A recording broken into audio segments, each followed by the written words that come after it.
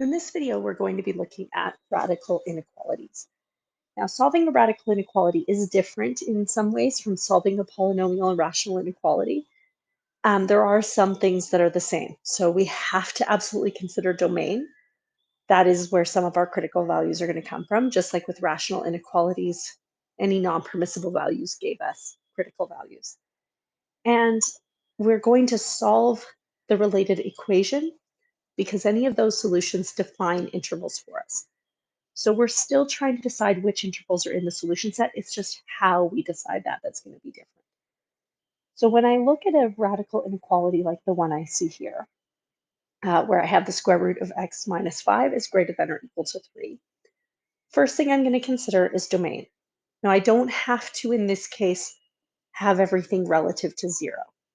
I certainly could, but it doesn't make life easier, so there's no point to it. But I consider my non-permissible values. So in this case, what I consider is that x minus 5 has to be greater than or equal to 0, which means x is greater than or equal to 5. So right off the bat, I've eliminated an entire section of my number line. Any values of x that are less than 5 are definitely not going to be solutions to this radical inequality because they aren't even in the domain of the square root of x minus 5. The next thing I have to do is I have to solve the related equation. The square root of x minus 5 is equal to 3. In this case, the solution or solutions to this equation are actually also solutions to the inequality because I have less than or equal to, which does allow for the equal to part of it. But even if I just had less than, I would still have to solve this equation to find any additional critical values other than the 5, which is the domain endpoint. So I'm going to square both sides. I get x minus 5 equals 3. Now, I'm going to caution you against doing this when you have an inequality, because that actually, squaring both sides of an inequality doesn't necessarily preserve the inequality. So I'm actually going to be clear that I am solving an equation, and I'm going to be clear on that by using the equal sign and not the greater than or equal to sign. So the solution to this equation is x equals 8. Now, remember, with radical equations, we can get extraneous values. So we do check. We verify this solution to make sure that it actually does work. Square root of, oops, sorry, I forgot to actually square that side. So I looked at it, I was like, oh, 8 doesn't work. It's supposed to work. That's because I forgot to square 3, so 9. So x equals 14. If I do 14 minus 5, I get 9. Square root of 9 is 3. I would have to make sure that I'm not having a problem with the positive negative. But x equals 14 works, so that gives me my other critical value. My critical values, therefore, are 5, because that's the domain endpoint. Nothing exists less than 5 as far as this equation is concerned. And 14. And like I said, 14 is a solution here because I can have equal. Now, I can't just in this case look at factors, because even if I move the 3 over to the left, I can't factor the square root of x minus 5 minus 3. So in this case, I have to use, or I'm going to use test points. So I pick a value in each interval and I test it. So I'm going to test some value of x between 5 and 14. I'm going to test 6. And the reason I'm going to test 6 is it makes the square root easier on the left-hand side. So the square root of 6 minus 5 is the square root of 1, which is 1, which is not greater than or equal to 3. So this interval does not work. In the interval greater than 14, I'm going to test, let's test x equals 41. Again, I've chosen this value to make the square root a little bit nicer. So 41 minus 5 is the square root of 36, which is 6, which is greater than or equal to 3. This one works. That means that this is the interval that is my solution, and I do include the 14 as well. So x is in the interval from 14 to infinity. Those are the solutions. Any number greater than or equal to 14 is going to make this inequality true, and any number greater than or sorry, less than 14 is going to make this inequality false. All right, so moving on to the next example, very, very similar. I've got an inequality. I'm going to consider the domain. So the domain here, 3x minus 5 is greater than or equal to 0. So x is greater than or equal to 5/3. And I'm going to solve the related equation, 8 minus the square root of 3x minus 5 equals 4. In this case, any solutions to this equation are not going to be part of the solution set to the inequality, but they provide the boundaries for my intervals.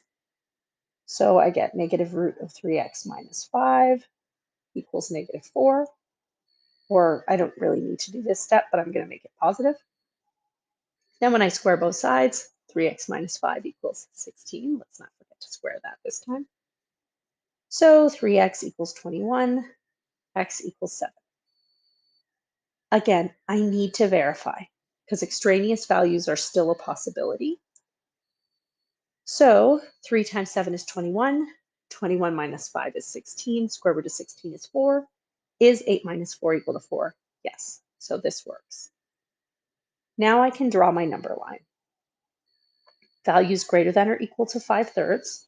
Now, 5/3 may or may not be in my inequality, only if that particular interval is used. So in this case, 7 would definitely not be in my answer. I do have to check, like 7 is in the domain, but because when I was checking the equation, it is in the domain, so I know that it's included on the number line. I need to pick a number in between. So let's test x equals some number between 5/3 and 7. So I'm just going to pick 5. And some number bigger than 7, so I'm going to pick 10. So if x equals 5, I'm looking at 8 minus the square root of 15 minus 5, so 8 minus the square root of 10. Is 8 minus the square root of 10 greater than 4? Well, yeah, it is, because 8 minus the square root of 10 is approximately 4.8-ish, which is greater than 4. So this interval works.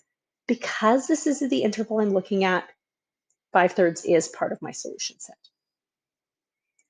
If x equals 10, I've got 8 minus the square root of 30 minus 5, which is 25. 8 minus 5 is 3, which is not greater than 4. So this interval does not work. This means that my solution set, is the interval from 5/3 to 7.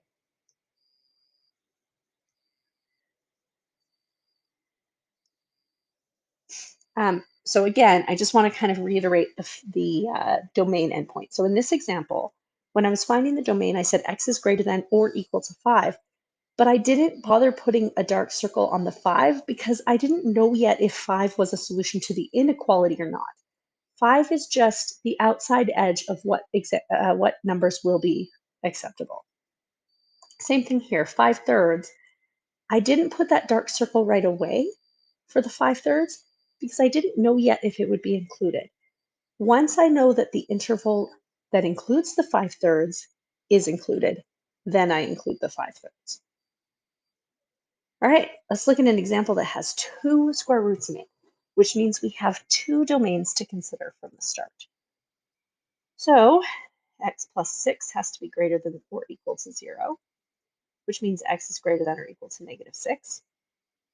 But also x minus 2 has to be greater than or equal to 0, which means x has to be greater than or equal to 2. Both of these things have to be true at the same time.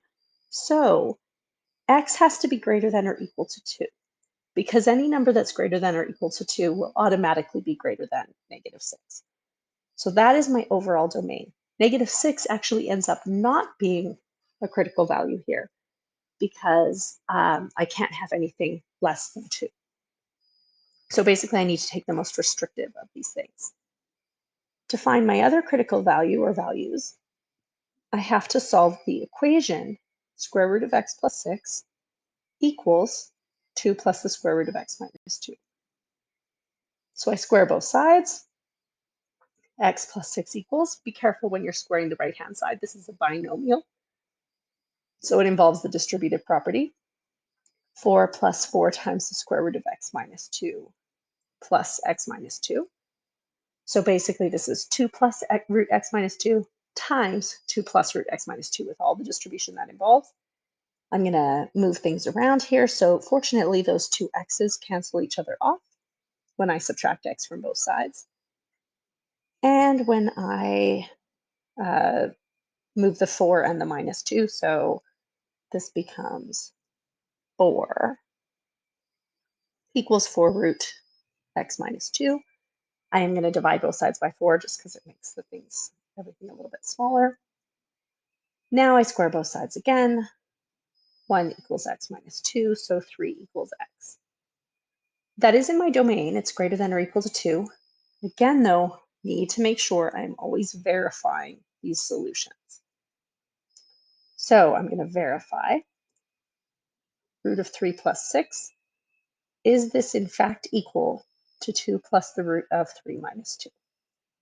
Well, square root of 9 equals 3. And 2 plus the square root of 1 also equals 3. So yes, this one works. So I have a critical value of 3. On my number line then, 2 is the domain endpoint. Nothing exists less than 2 as far as this equation or inequality is concerned. And 3 is my other critical value. 3 is a part of my solution set. Doesn't matter which interval is included, 3 is definitely included because 3 is where the two sides of this inequality are equal to each other. And because my inequality is less than or equal to, I have to include it. So I'm going to test a value, x equals 2.5, and let's say x equals 100. Doesn't really matter which you pick, but essentially I test to see. So the square root of 8.5 is what I have on one side of my inequality, which is about 2.9.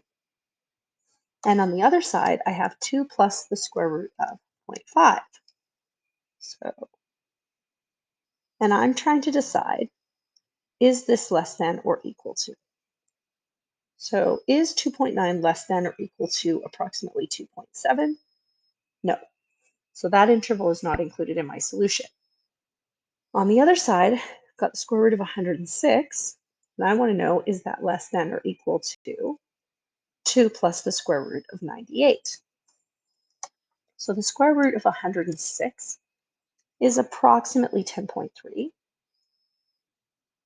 and 2 plus the square root of 98 is approximately 11.9.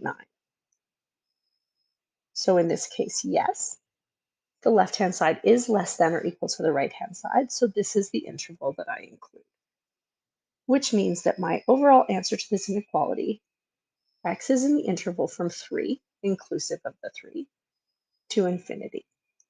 So in other words, x is greater than or equal to 3.